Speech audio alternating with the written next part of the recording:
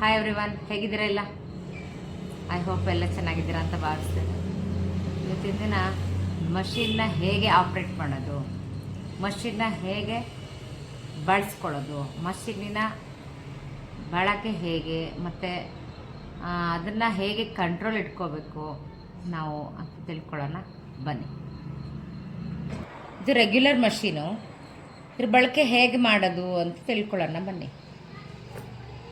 ನೋಡಿ, ನಾವು machine operate ಮಾಡುವಾಗ ಈ ಫೂಟರ್ ಇದು, ಈ ಫೂಟರ್ನಲ್ಲಿ ನಾವು ಪೇಪರ್ ಅಥವಾ ಬಟ್ಟೆಯನ್ನು ಹೊಲಿಯುವಾಗ ಮಾತ್ರ ನಾವು ಈ ಫೂಟರ್ದು ಶಟಲ್ನ ಈ ಥರ ಕ್ಲೋಸ್ ಮಾಡಬೇಕಾಗ್ತದೆ.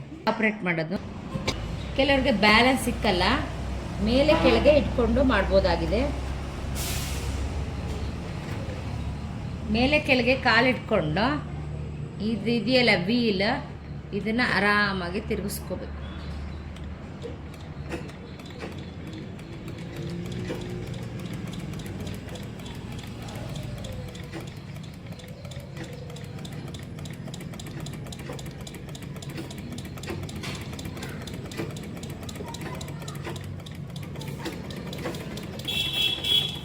ನೋಡಿ, ಇದು ಯಾವುದೇ ಕಾರಣಕ್ಕೂ ವೀಲ್ ಹಿಂದ್ಗಡೆ ಹೋಗಬಾರ್ದು, ಈ ಥರ ಬ್ಯಾಕ್ ಸೈಡ್ ಹೋಗಬಾರ್ದು.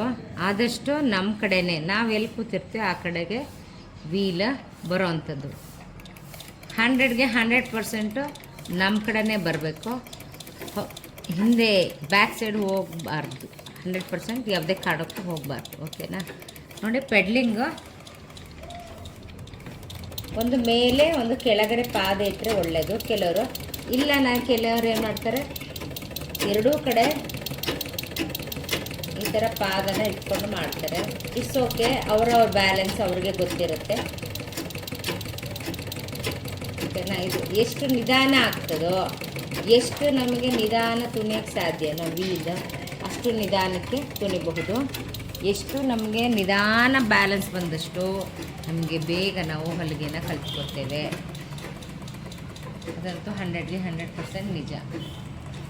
ನಮಗೆ ಬ್ಯಾಲೆನ್ಸ್ ಬರಬೇಕು. ನೆಕ್ಸ್ಟ್, ಪೆಡ್ಲಿಂಗ್ ಎಲ್ಲ ಬಂತು. ಓಕೆನಾ? ಪೆಡ್ಲಿಂಗ್ ಎಲ್ಲ ಬಂತು, ಅದು ಕಂಟ್ರೋಲ್ ಇಲ್ಲ. ಸ್ಟಾರ್ಟ್ ಅಂದರೆ ಸ್ಟಾರ್ಟ್. ನೋಡಿ, ಸ್ಟಾರ್ಟ್ ಅಂದರೆ ನಿಧಾನಕ್ಕೆ ಈ ಥರ ವೀಲ್ನ ತಗೊಂಡು ಸ್ಟಾರ್ಟ್ ಮಾಡೋದು. ನೆಕ್ಸ್ಟ್ ಸ್ಟಾಪ್ ಮಾಡುವಾಗಲೂ ಅಷ್ಟೇ ನಿಧಾನಕ್ಕೆ.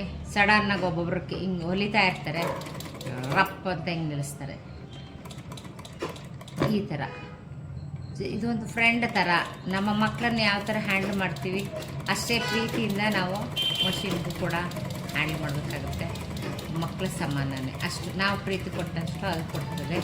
ಆದರೆ ಜೀವ ಇಲ್ಲ ವಸ್ತು, ಆದರೆ ಲಕ್ಷ್ಮೀ ಸ್ವರೂಪ ಆಗಿರೋದ್ರಿಂದ ನಾವು ಎಷ್ಟು ಅದನ್ನು ಹ್ಯಾಂಡಲ್ ಮಾಡ್ತೀವಿ ಪ್ರೀತಿಯಿಂದ, ಅದೇ ರೀತಿ ಅದು ರಿಸಲ್ಟ್ನ ಕೊಡ್ತಾ ಹೋಗ್ತದೆ.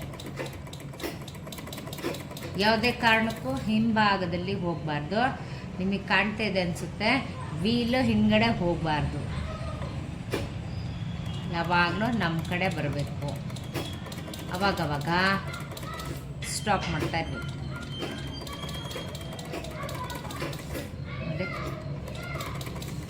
ನಿಧಾನಕ್ಕೆ ಸ್ಟಾಪ್ ಮಾಡೋದನ್ನ ಪ್ರಾಕ್ಟೀಸ್ ಮಾಡ್ಕೊಳ್ಳಿ. ನೆಕ್ಸ್ಟು ನೋಡಿ, ನಾವು ಹೊಲಿವಾಗ ಇಲ್ಲೊಂದು ಕೈ ಇಟ್ಕೊಳ್ಬೇಕಾಗ್ತದೆ. ಯಾಕಂದರೆ ನಮಗೆ ಆ ಫೀಲ್ ಬರಬೇಕು, ನಾವು ಹೊಲಿತಾ ಇದ್ದೀವಿ ಅನ್ನೋ ಫೀಲ್. ನೋಡಿ, ನಾವೇನೋ ಹೊಲಿತಾ ಇದ್ದೀವಿ. ಕೈಯನ್ನು ಮೂವ್ ಮಾಡ್ತಾ ಬನ್ನಿ. ಮತ್ತು ರೆಗ್ಯುಲರ್ ತುಣಿಯೋ ಬದಲಿಗೆ ಸಡನ್ನು ನಿಧಾನಕ್ಕೆ ಸ್ಟಾಪ್ ಮಾಡ್ತಾ ಬರಬೇಕು. ಹೊಲಿತಾ ಇದ್ದೇವೆ ಏನೋ ಹೊಲಿತಾ ಇದ್ದೇವೆ ಮಾಡ್ತಾ ಸ್ಟಾಪ್ ಮಾಡಬೇಕು. ನಿಧಾನಕ್ಕೆ ಹೊಲಿರಿ. ಆದಷ್ಟು ನಾವು ಸ್ಟಾರ್ಟಿಂಗ್ನಲ್ಲಿ ನಿಧಾನಕ್ಕೆ ಹೊಲಿದಷ್ಟು ಒಳ್ಳೆಯದು.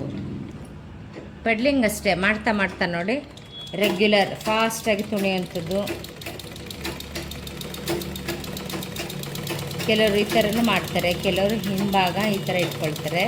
ಅದು ಅವರವರ ಬ್ಯಾಲೆನ್ಸು, ಅವರವರಿಗೆ ಬಿಟ್ಟದ್ದು. ಈ ಥರನೂ ಮಾಡ್ಬೋದು, ಆ ಥರನೂ ಮಾಡ್ಬೋದು. ನಮಗೆ ಅದು ಮ್ಯಾಟ್ರ್ ಆಗಲ್ಲ. ನಮಗೇನು ಮ್ಯಾಟ್ರ್ ಆಗ್ತದೆ, ವೀಲು ನಮ್ಮ ಕಡೆನೇ ಬರಬೇಕು. ವೀಲು ಯಾವುದೇ ಕಾರಣಕ್ಕೂ ಹಿಂಭಾಗ ಹೋಗೋ ಹಾಗಿಲ್ಲ. ಅದು ಕಲಿಯದೆ ಪೆಡ್ಲಿಂಗ್ನ ಮೊದಲ ವಿಧಾನ. ಸರಿ ಫ್ರೆಂಡ್ಸ್, ಇದೆಲ್ಲ ನೀವು ಪ್ರಾಕ್ಟೀಸ್ ಮಾಡ್ತೀರಾ ಅಂತ ಭಾವಿಸ್ತೇನೆ. ಚೆಂದ ಪ್ರಾಕ್ಟೀಸ್ ಮಾಡಿ ಆದಷ್ಟು ನನಗೆ ಕಮೆಂಟ್ ಮೂಲಕ ತಿಳಿಸಿ ಬಂತಾ ಇಲ್ವಾ ಪೆಡ್ಲಿಂಗ್. ಓಕೆ, ಬಾಯ್.